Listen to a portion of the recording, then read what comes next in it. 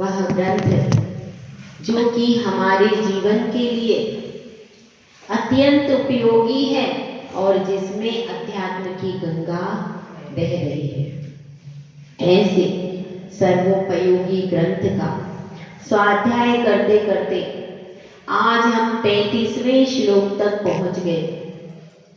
35वें श्लोक में उपादान की योग्यता पर प्रकाश डालते हुए आचार्य श्री ने कहा था कि हे भव्य जीव, तुम यह जानो, क्या जानो? तुम यह जानो कि यदि तुम्हारा उपादान योग्य है, जागृत है, तो तुम हर कार्य को कर सकते हो। और अगर तुम्हारा उपादान जागृत नहीं है, योग्य नहीं है, तो तुम किसी भी कार्य को नहीं कर सकते। तो गुरु से अपने उपादान की योग्यता के बारे में चर्चा सुनकर शिष्य ने यह निर्णय किया कि मेरा उपादान तो योग्य है, समर्थ है और मैं भगवान आत्मा बन सकता हूँ। मुझ में तो सारी सामर्थ्य है। और जब उसका निर्णय हो गया, आपका निर्णय हुआ कि नहीं? शिष्य ने तो निर्णय कर लिया।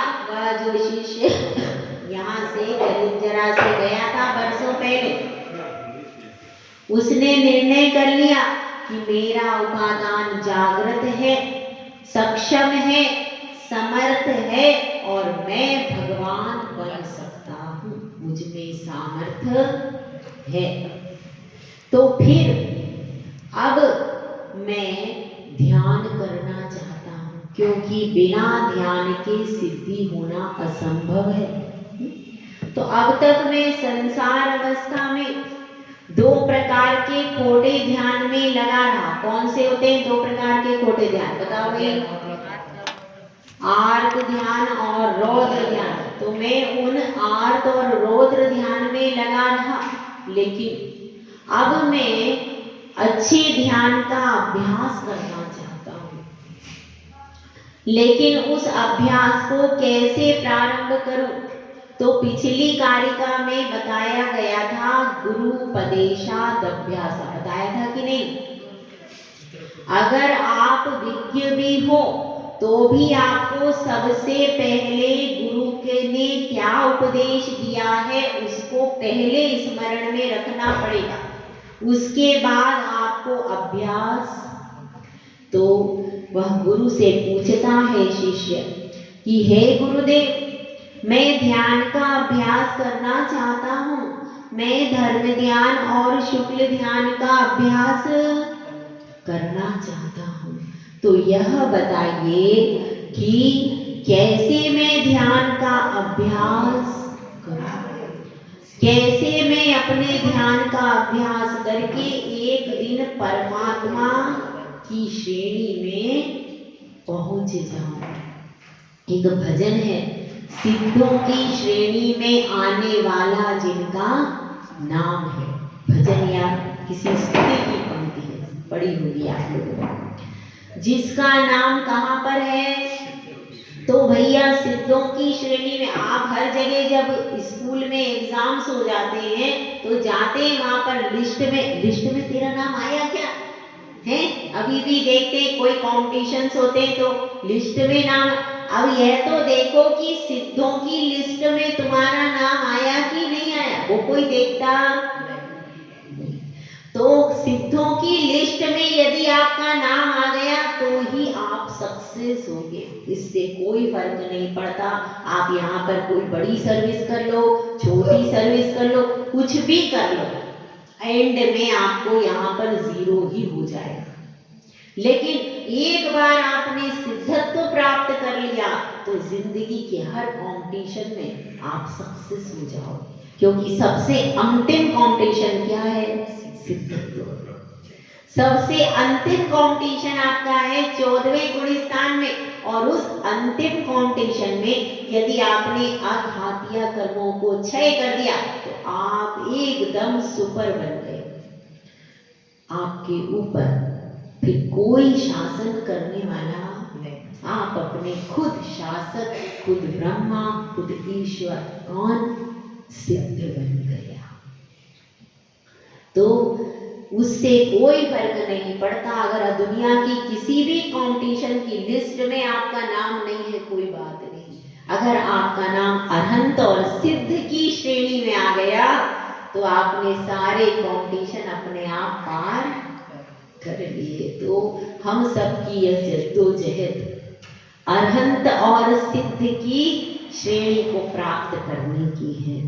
तो वह जो भक्त है यहाँ से गया था आपके कलिंजरा से, वहां पर गुरु के पास में, अब उसको लग रहा है कि मैं ध्यान करना चाहता हूँ। तो मैं ध्यान का अभ्यास कहाँ से प्रारंभ करूं? कहाँ से? जैसे बोली लगाते हैं ना तो पूछते कहाँ से प्रारंभ करें? 501 करते कि नहीं? मैं बोली नहीं लगा रही हूँ।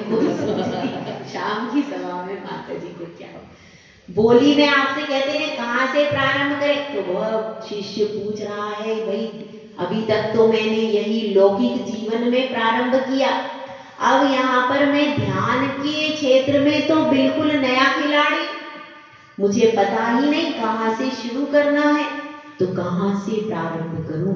गुरुदेव आप बताइए, आप ही मेरे आदि हो, क्योंकि जब काम करवाना हो तो मक्खन तो लगाना ही पड़ता है। क्यों संजय भैया?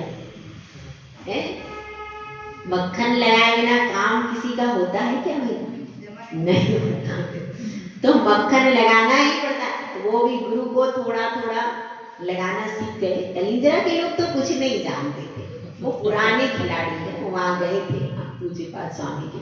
तो गुरुदेव आप बड़े ज्ञानी हो, आप बड़े ध्यानी हो, आप बड़े मनस्वी हो, आपकी क्या महिमा कही जाए, जितनी कहूँ उतनी कम है। अब आप एक बार सिर्फ मुझे ध्यान में बिठा दीजिए, सीधा आत्मा में मेरा प्रवेश करा दीजिए, बस मैं ध्यान से धन्य धन्य हो जाऊंगा।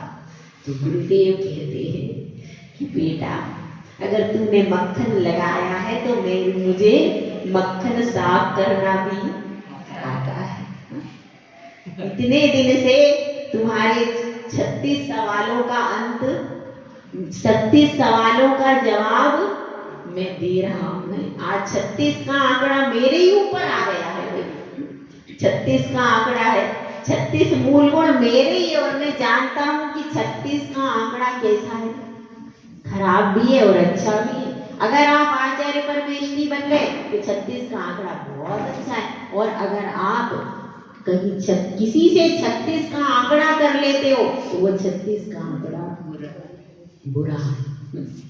तो अब वह शिष्य प्रश्न कर रहा है, गुरुदेव कहते हैं ठीक है, अगर तुम यहाँ पर थोड़ा मक्खन लगा करके ध्यान करना सीख जाओगे तो मेरा क्या जाएगा, मैं तो बताने के लिए ही बैठा हूँ। अच्छा है, एक भी व्यक्ति यदि सुधर जाता है तो उसका अपना कल्याण होता है। इसलिए गुरुदेव भी पूरे मनोयोग से कह रहे हैं कि सुनो, मैं तुम्हें ध्यान करने का, अभ्यास करने का सारा रहस्य बता देता हूँ। देखिए इस श्लोक में सारा रहस्य छुपा है, कैसे ध्यान करना चाहिए, क्या क्या सावधानी रखना चाहिए, सब कुछ मंत्र के रूप में आचार्य ऋषि ने श्लोक में दे दिया। अपन सब पढ़ते हैं, देखिए 36 नंबर है। अभवच्चित्त विक्षेप एकांते तत्व संस्थिति अभ्यस्येत अभियोगेन योगी तत्वं निजात्मनः। इसको समझने का प्रयास करेंगे। गुरुदेव ने पहले शब्द में ही सब कुछ लिख दिया। क्या लिखा है? अभवच्च चित्त विक्षेप। सबसे पहले किसके लिए लिखा गया है? योगी के लिए। नीचे लिखा है ध्यान का स्वामी कौन है? योगी। योगी मीन्स जो मन वचन काय को कंट्रोल करना जानता है वह कौन है? योगी। योग मतलब मन वचन काय की प्रवृत्ति को योग कहते हैं, और जो उस मन वचन काय की प्रवृत्ति को कंट्रोल करने में सुपीरियर हो गया है, एक्सपर्ट हो गया है, ही इज योगी, वह योगी है। यहाँ पर तो यहाँ पर जो भी बात कही जा रही है वह योगी कैसे करता है। तो सबसे पहले योगी क्या करता है? अभवत चित्त विक्षेप, जो कि चित्त का विक्षेप है उसको कंट्रोल करने का प्रयास करता है। देखिए एक छोटी सी कथा के माध्यम से हम थोड़ा थोड़ा आगे बढ़ते हैं। एक कथा है, एक व्यक्ति अपने गुरु के पास में आता है, कहता है मुझे सिद्धि प्राप्त करनी है, मैं बहुत बड़ा आदमी बनना चाहता हूँ, मुझे सिद्धि प्राप्त करनी है, लेकिन सिद्धि प्राप्त नहीं हो रहा, कोई कार्य में सिद्ध नहीं कर पा रहा, तो कोई मंत्र दे दीजिए, कोई उपाय बता दीजिए जिससे कार्य की सिद्धि हो जाए। गुरुदेव ने कहा चलो मेरे साथ चलो। वह उसे साथ में लेकर के गए, और गुरुदेव थे तो फक्कड़ बाबा थे, यहीं वहीं कहीं भी रहते थे, कोई उनका फिक्स ठिकाना तो होता ही नहीं था, जंगल में जा रहे थे। अब सामने तालाब आ गया, गुरुदेव वहीं बैठ गए तालाब के किनारे।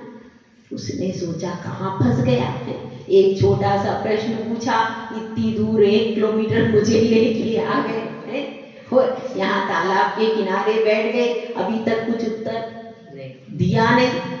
उन्होंने कहा देखो यह क्या है? उन्होंने कहा गुरुदेव क्या है इसमें देखना है, तालाब है एकदम साफ साफ दिखाई दे रहा है। तो गुरुदेव फिर भी कह रहे देखो इसमें क्या है। अब वह बड़ा परेशान, उसने कहा, तो गुरुदेव ने कहा एक कंकर यहाँ से उठाओ और इसमें डाल दो। अब उसने सोचा पता नहीं कैसे गुरु है क्या है, किसी लोगों ने तो बताया था बहुत पहुंचे हुए महात्मा है भाई, मुझे तो कुछ भी समझ में नहीं आ रहा है। कोई बात नहीं, अब लेके आया हूँ इनके साथ तो अब इनका कहा करता हूँ। एक पत्थर उठा करके उसमें जोर से डाल दिया। गुरुदेव ने कहा अब बैठ जाओ। ठीक है बैठ जाता हूँ, उसका तो मन लग ही नहीं रहा था इधर उधर। इसने कहा देखो अब मुझे बताओ जल में कीचड़ है कि पानी है, कैसा जल है? उसने कहा गुरुदेव अब कहाँ से जल दिखेगा? अब वो कंकड़ अंदर आपने डलवा दिया, सारा जल कैसा हो रहा है? सब तरफ लहरें उठती जा रही हैं, लहरें इतनी सारी उठ रही। अब कहाँ से नीचे का जल दिखेगा कि नीचे क्या है, कीचड़ है कि सच है? पहले दिख सकता था, अब तो दिख ही नहीं सकता। तो गुरुदेव कह रहे हैं कि भाई तुम जब अंदर उतरना चाहते हो तो सबसे पहले इन लहरों को रोको। यह सारी लहरें उठ रही हैं, जब तक ये लहरें उठती रहेंगी तब तक तुम अंदर की गहराई तक नहीं पहुंच पाओगे और कोई भी कार्य की सिद्धि कभी भी नहीं कर पाओगे। चाहे आप लौकिक कार्यों की सिद्धि करना चाहते हो, चाहे आप पारलौकिक सिद्धि करना चाहते हो, किसी भी कार्य में यदि आपके चित्त में विकल्प पर विकल्प चलते रहते हैं तो आप एकाग्रता को प्राप्त नहीं होते, तब तक आपको वस्तु की सिद्धि नहीं हो पाएगी। यह लौकिक में भी है। बच्चा है पन्ने पलट रहा, इधर से उधर डोल रहा, कभी मोबाइल चलाता है, कभी खिड़की में जाता है, कभी बाहर सहेली से बातें कर रहा है, कभी कहीं कुछ और कर रहा है। ऐसा बच्चा है, एक तरफ उसका कुछ और किताब रखी हुई है, क्या होगा भाई? बच्चा सफल होगा? कभी भी नहीं हो सकता। और जो बच्चा एकाग्रता पूर्वक अपने कमरे को बंद करके बिल्कुल शांति से पूरा ध्यान लगाकर पढ़ रहा, वह सक्सेस हो जाएगा। तो चित्त का विक्षेप मतलब चित्त में जो निरंतर तरंगे उठ रही हैं, काहे की राग द्वेष की तरंगे उठ रही भैया। एक कार्य करने को जाते हैं, अब क्या हुआ, बहू ने कहा आज हमको मटर की सब्जी बनाना। देखो अभी बताते हैं आप लोग, एक मटर की सब्जी बनानी बहू ने डिसाइड कर लिया, लेकिन सोच रही अब पता नहीं सासू जी को पसंद आएगी कि नहीं आएगी। फिर सोच रही है अब पता नहीं उनको पसंद आएगी कि नहीं आएगी, बच्चे क्या कहेंगे, दुनिया भर के विकल्प कर रही है। तो उन विकल्पों में क्या होगा, सब्जी भी जल गई। ऐसा हो जाता है, सोचने में लगे हुए और गैस में सब्जी पूरी खराब हो गई। मतलब जो अच्छी बनने वाली थी वो जितनी बननी थी उससे भी गई गुजरी हो गई। तो इस तरह से अपने हर काम में विकल्प सहित करते हैं तो काम सक्सेस, और बिना विकल्प सहित आप थोड़ा सा भी काम करते हो तो वह बहुत जल्दी अच्छा हो जाता है। तो यहाँ पर सबसे पहले हमारे चित्त में जो विक्षेप चल रहा है, राग द्वेष रूपी जो तरंगे प्रतिपल उठती जा रही हैं, ध्यान में उनको रोकने की आवश्यकता है। जब हम ध्यान करने बैठते, जब हम जाप करने बैठते तो मन एकदम से फटक करके कहाँ चला जाता है, रसोई, कभी दुकान पर, कभी बाजार में, कहीं भी उसको कोई ठिकाना ही नहीं। तो वह जो मन जाकर दुकान में बैठ गया उसको कहो इधर आओ, यहाँ बैठो, यहाँ मैं जाप कर रहा हूँ, तुमको समझ में नहीं आता। वो एक बार, दो बार, तीन बार, चार बार आकर के बैठेगा। मरण कंडिका में आता है, जिस प्रकार से दुराचारी पुत्र होता है, किसी स्त्री का पुत्र दुराचारी हो तो क्या करती है माँ, उसको मारती है, पीटती है और बार बार पकड़ पकड़ करके घर में ला करके बिठाती है। क्योंकि दुराचारी पुत्र यदि बाहर रहेगा तो और ज्यादा उधम, घर में रहेगा तो उतना उधम नहीं करे, क्योंकि बाहर यदि जाएगा तो बदनामी ज्यादा होती है। इसलिए तो हमारे पास भी, सबके पास एक दुराचारी पुत्र है। कौन सा है भाई? मन। ये जो हमारा मन है कैसा है भैया? दुराचारी पुत्र है। इसको बार बार मार के, ठोक के, प्यार से बहला के, फुसला के बार बार ला करके बिठाते हैं और बार बार भक्के चला जाता है। ऐसा दुराचारी पुत्र है, उसके बार बार कान उमेटते हैं लेकिन फिर भी वो, तो इसको दुराचारी पुत्र के वश में आप नहीं हो जाना। दुराचारी पुत्र के वश में यदि आप हो जाओगे तो आप में भी दुर्गुण आ जाएंगे। दुराचारी के पुत्र के कानों को हमेशा उमेटते रहना, ताकि वह कल नहीं तो परसों नहीं तो कभी ना कभी तो लाइन पर। यहाँ पर राग द्वेष का निषेध किया है कि आप ध्यान कर रहे हो तो ध्यान करते समय बिल्कुल राग द्वेष की विकल्प शांत हो जाना चाहिए, तब जाकर के ध्यान की सिद्धि होती है। और दूसरी बात कही गई है, दूसरी बात क्या कही गई है? तत्व संस्थिति। तत्व संस्थिति का अर्थ क्या है? अभव चित्त विक्षेप का अर्थ क्या है? अभव यानी उत्पन्न नहीं होना, और चित्त विक्षेप का अर्थ है चित्त में राग और द्वेष के विकल्प। और दूसरी चीज क्या दी है? तत्व संस्थिति, यानी तत्व विचार में बुद्धि को स्थिर करना। तत्व विचार में बुद्धि को स्थिर करना। और योगी दिया है, उसके बाद दिया है एकांत में। अब अभ्यास कहाँ करने की बात आई है? एकांत स्थान में। एकांत स्थान में तत्व का अभ्यास करना चाहिए और ध्यान करना चाहिए।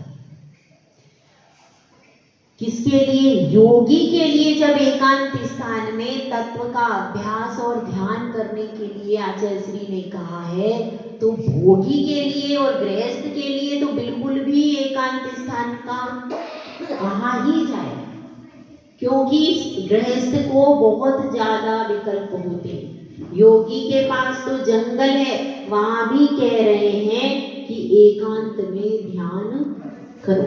रत्नकरण शावकाचार्य में भी आता, एकांते निर्व्याक्षेपे वनेषु वास्तुषु च, ऐसा उसमें भी आता है कि सामायिक करने के लिए एकांत स्थान का चयन करना चाहिए। यदि आप सामायिक करने के लिए, ध्यान करने के लिए कोलाहल से सहित स्थान पर बैठ गए तो चित्त में विक्षेप होना जरूरी हो ही जाएगा। कैसे भी आप करोगे कुछ ना कुछ विकल्प आ जाएगा। इसलिए एकांत स्थान में सब विकल्पों को छोड़ करके बिल्कुल शांति से फिर ध्यान करने के लिए बैठना चाहिए, ऐसा बता रहे। और क्या करना चाहिए?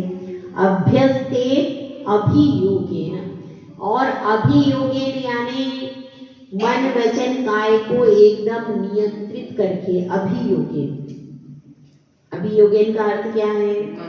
आलस्य और निद्रा को त्याग करके। अभियोग का अर्थ यहाँ पर दिया है, आलस्य और निद्रा को त्याग करके। अभियोग का अर्थ है सावधानी पूर्वक, सावधानी पूर्वक बैठना है। ऐसा नहीं है कि आप ऐसे यूं करके बैठ गए और एकदम निद्रा देवी के गोद में 2 मिनट में चले गए, क्योंकि निद्रा और ध्यान में ज्यादा डिस्टेंस नहीं है। जब आप अकेले में बैठे हैं तो निद्रा भी अकेले में आती है और ध्यान भी अकेले में होता है। तो ढीले ढाले बैठ गए और पता चला निद्रा देवी ने आकर गोद में सुला लिया और आप सो गए। तो इसलिए बताया है अभियोग मतलब सावधानी पूर्वक बैठो। और फिर वह योगी जो इस प्रकार से एकांत स्थान में चित्त के विक्षेप, राग, द्वेष रूप प्रवृत्ति को दूर करके तत्वों का ध्यान कर रहा है, जिसके हृदय में तत्व अच्छी तरह से स्थित हो गए, जिसको 7 तत्वों का स्वरूप अच्छी तरह से हृदय में बैठ गया है, वह ध्यान कर सकता है। जिसको 7 तत्व पता ही नहीं है, स्वरूप पता ही नहीं, वो क्या ध्यान करेगा? वह नहीं कर। अच्छी तरह से 7 तत्वों के स्वरूप को अच्छी तरह से जिसने जान लिया है, वह योगी क्या करेगा? अभियोग मतलब सावधानी पूर्वक अभ्यास करे। किसका? तत्वम निजात्मना, अपने स्वयं के आत्म तत्व में अभ्यास करे। किसका? ध्यान का। इतनी सारी कंडीशंस बताइए, किसकी है ये? ध्यान करने की कंडीशन है। ध्यान भी सहज नहीं है, स्टार्टिंग की कंडीशन है। उसके बाद तो वह आत्मा में उतर गया तो वहां पर कोई प्रयास करना नहीं है। यह प्रारंभिक अवस्था है योगी की, कि जहां पर उसको चित्त से भी राग द्वेष छोड़ना है, एकांत स्थान की भी खोज करना है। क्योंकि एकांत के बिना ध्यान की वास्तव में, तभी तो योगी कहाँ जाते हैं? तीर्थंकर भी कहाँ जाते हैं? जंगल में। जंगल में ही मंगल होता है वास्तविक, तो यहाँ तो दंगल होता है। ठीक है, तो इसलिए अपने मन को एकाग्र करते हुए जो योगी अपनी आत्मा का ध्यान करते हैं, उनको किसकी सिद्धि होती है? उनको मोक्ष रूपी तत्व की सिद्धि होती है। तो हम सबको भी क्या करना है भैया? मोक्ष तत्व की सिद्धि करनी है। तो हम सब भी ध्यान करके अपनी आत्मा को पवित्र बनाएं। जय गुरु, जय सुंदर सागर महाराज की जय।